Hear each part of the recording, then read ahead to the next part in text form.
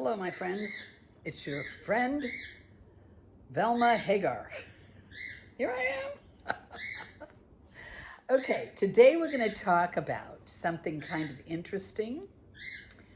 I heard the other day that the human mind has 80,000 thoughts a day. And imagine 80,000 thoughts going through your head every day, and that 60,000 of them are repetitive. In other words, you think about the same things basically over and over. And I really took some time and thought about that because you know what? The word clearly says that as a man thinketh, so he is. So the thoughts that we allow to germinate in our head are eventually going to manifest out here in our life. It's so important that you train your mind to think good thoughts, because those 60,000 repetitive thoughts every day, you think about that over and over, and it's like you put a seed in the ground and then you water it and you nurture it and it grows. That's what's going to happen to your thoughts. So be careful what you allow in your mind, because it's so important. And then the other thing that I really got hold of, and I'm beating the table on this one all the time. Don't talk smack about yourself. You know, God doesn't want us to be prideful, but humility is not someone who isn't proud. Humility is power under control. That's really what it is. It's power under control, humility. So while God doesn't want us to be boastful and proudful, he does want us to be confident in ourselves, in who he made us, in what he can do through us.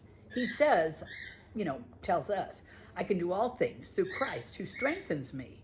All things. So we are capable individuals. And even though he tells us to be strong and courageous, I don't believe anybody is born courageous. And basically, courage only happens when you lose your confidence. Because as long as you have confidence, you can get out there and you can accomplish things, like God work through you and get things done. And, it's powerful to be confident.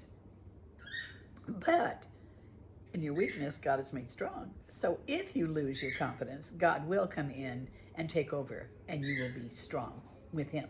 And he's the main reason you want your strength. So, this is just important stuff here that we're talking about. Be careful how you think, and think positive of yourself. And then I want to talk a little bit about the division in our country. There's a lot of Christians who are voting for things that God would be appalled. He would be absolutely and completely appalled. Now, you can defend it all you want. You can say, well, there's sin on both sides. Yeah, this is true. There is. But let me tell you something. Anybody who votes for abortion you cannot be a Christian and vote for abortion. Now, you can say, well, I'm voting for them, but I don't believe in that. Well, you can't do that because you are hopping on the same bandwagon they're riding. You can't do that. Do you know, and I'm just going to call this out because nobody else hardly talks about it. Back in the Old Testament, the evil people sacrificed babies. They sacrificed them before their meetings, and they thought this was really cool, sacrificing babies. Do you know at the DNC, they had an abortion wagon out front? And I forget how many abortions. I think they said they did 36 that night or something.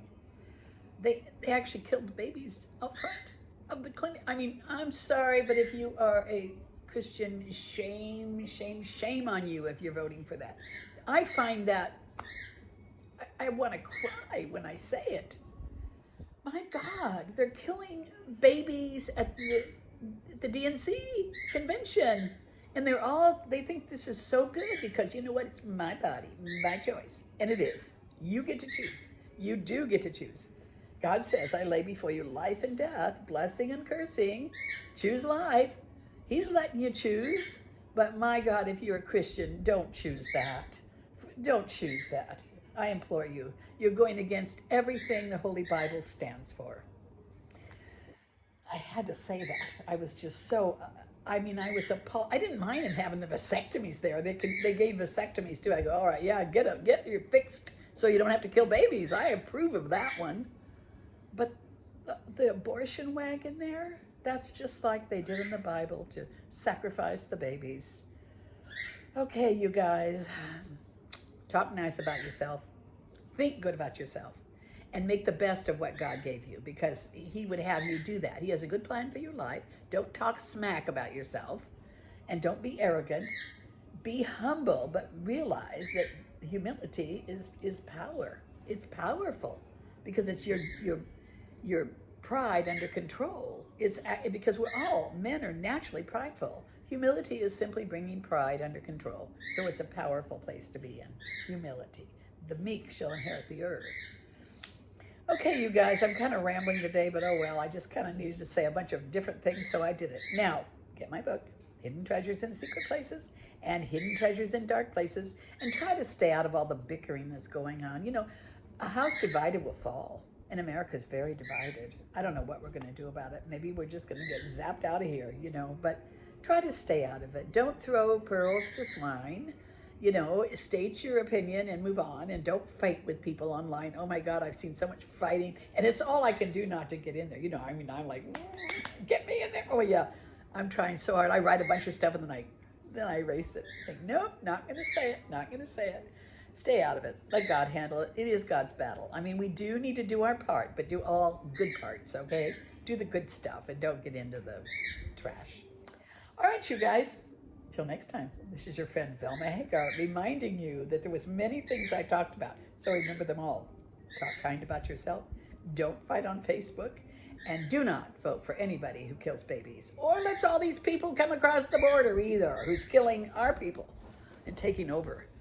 All right, you guys, I love you like crazy. So until next time, this is your friend Velma Hagar bidding you a blessed day.